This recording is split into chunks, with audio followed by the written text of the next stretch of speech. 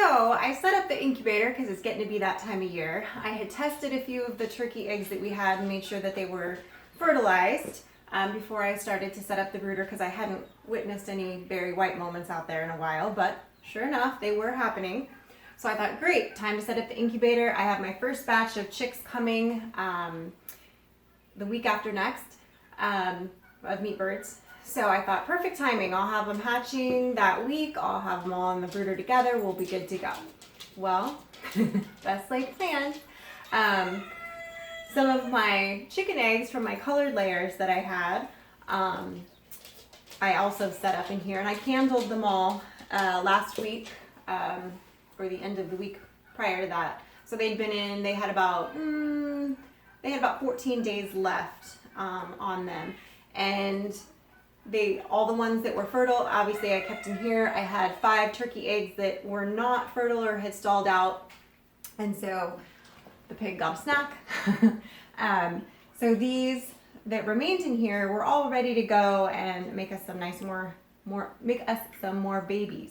So I set them all up, and every once in a while, you know, a chicken will hatch early, a turkey will hatch early, and this little guy or girl hatched about 5 days earlier than on the early end of the spectrum as it should have. So either my calculations were off, which is totally possible, or sometimes things just go a little faster or a little slower. I've had turkey eggs that took, 34, 35 days to hatch when they should only take, 28 to 31.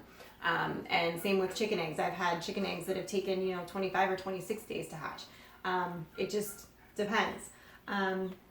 So anyway, so this morning I come out here and I check it every morning to make sure that the humidity levels and the heat levels and everything's still working, and that the little egg rotator's working, which is this right here.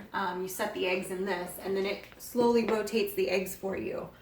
So when I came out this morning to check on all of the stats of the incubator, I noticed that the humidity level, I could see the condensation on the top of it, which usually only happens during hatching. And then of course I see a cracked egg. And then I hear the chirping. So there was a little chicken running around in there. So sometime while we were sleeping, it piped and hatched and was sitting up in there. So I had to remove the rotator out, open up the air hatches on the incubator, and take all the eggs that were in there out and put them on the flat screen that's in there.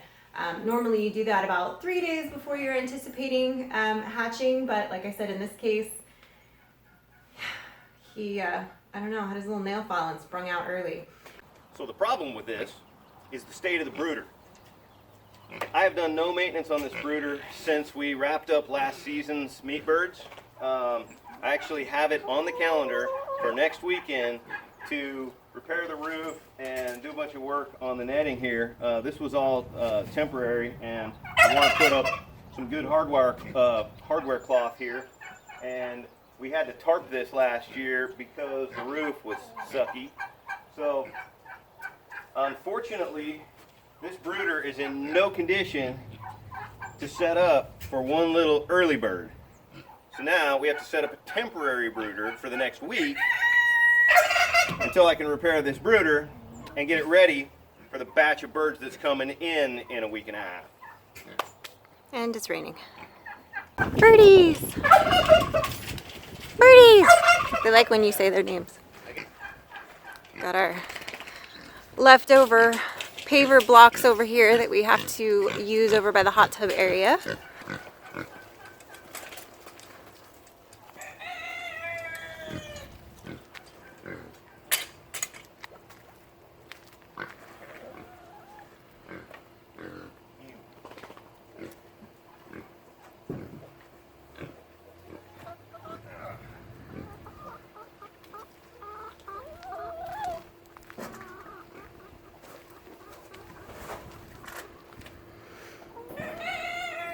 So right now Mike is pulling out an old water tub that doesn't hold water anymore. This holds water. Oh, that one does? Oh, it's the other one that didn't. That's right. I forgot we had the two. So this one, we're actually going to turn this into a makeshift brooder. Okay, I'm going this way now.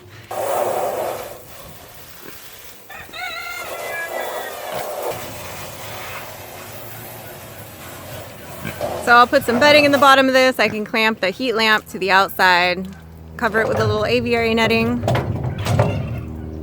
and stick it in the sunroom so that for this next week, until the brooder's completely set up and ready, this will be its home.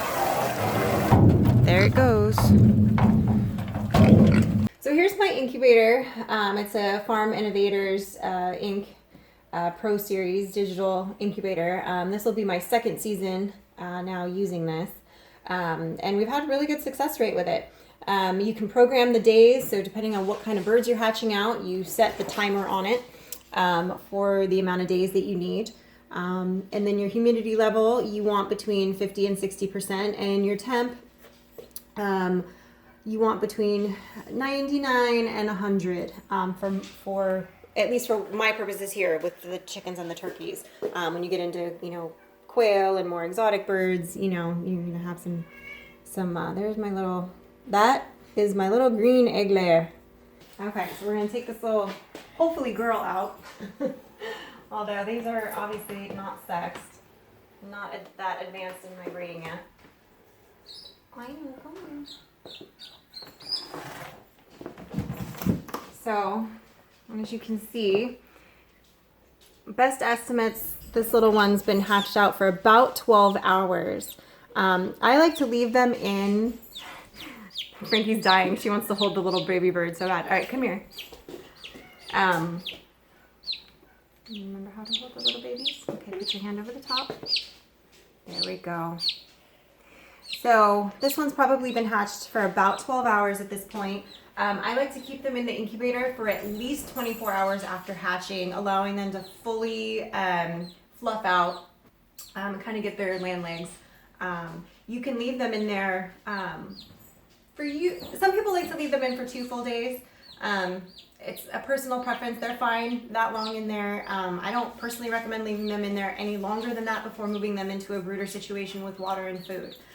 They have enough stored, Lungy's like, what's up? They have enough stored nutrients from just being hatched from the yolk that they are actually fine going that long without food or water. Beyond that, I don't really like to keep them in the incubator sans food and water. Some people do, but 48 hours I would say would be the cap. I prefer to do between 24 and 30 hours. So this little guy I will be leaving in until tomorrow and moving into the makeshift brooder. The other advantage to leaving your first few hatchlings in there is it actually encourages, when they hear the chirping and the movement, it actually encourages the other eggs to start piping. So usually, maybe not in this case because this guy sprung out way ahead of schedule. So these guys may not be quite ready yet, but normally in a regular hatch setting where everything's going as planned, which, you know, once one starts going and they hear it, the other ones all start going. So you just want to make sure you want to open up the air hatches here on the incubator once they start hatching, which one of mine got moved somewhere. I'll have to find it. That's not good. That was because of a dog. Well, where is it? Oh, it's on the ground right there. I'm guessing it was because of a dog, because one of the dogs were sniffing it. Anyway, whatever. So, there we go. Anyway, so I'm going to put this little guy back in. Yes, I'm so cute. Brutus. And while I'm in here, here we go. I'm going to rotate these eggs manually with my hand, which just means turning them over slightly. And as I do this, I'm also going to check for any signs that there might be some piping going on. And I don't see any on these guys yet. Any signs of piping. But you just want to gently kind of move them about. And then I need to adjust my humidity level. So there's a couple different hatches on here. There's 2 channels. Here's channel number 1. This is the one that you fill in the beginning. while you're setting the eggs in the incubator, I like to use a turkey baster. How apropos. You'll see this again later, kids. I'm just kidding. That's mean, huh? That's like showing the electric chair to the... Anyway. So you just stick it right here in the hole and squirt the water in. It gives you measurements and stuff on the paperwork, but I just kind of go by eyeball sight on it and just keep an eye on it, and it seems to do fine. There's another channel that it usually wants you to fill once they start, or right before they start hatching.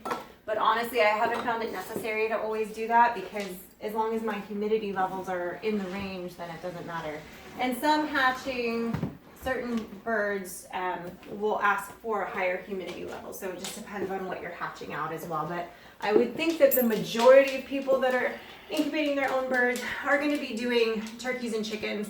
A few of you might be doing ducks, and I think the numbers are slightly different on the duck humidity for what they ask for, but I think it's similar to the turkeys.